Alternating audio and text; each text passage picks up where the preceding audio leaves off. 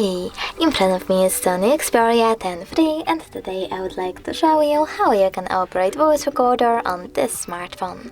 Firstly, access Play Store, click on the search bar and type Samsung voice recorder. Then download this free app from this developer and open it. Now just continue. Tap on while using the app or only this time, choose allow and tap on yes, I agree. Over here you need to click on this red button to start your recording. You can pause it and unpause it using the same one. If you wish to save your recording, click on the right button over here and tap on save at the top right corner. As you can see, mine was successfully created.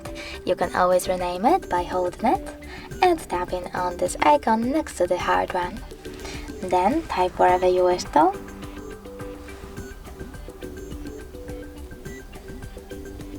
And save your changes by tapping OK in the pop-up. If you wish to get rid of your recording, you can also do that by holding it, but this time tapping on this pin icon over here. Then save your changes by tapping on delete. Thanks so much for watching. If you enjoyed this video, leave a like, comment and definitely subscribe. Bye!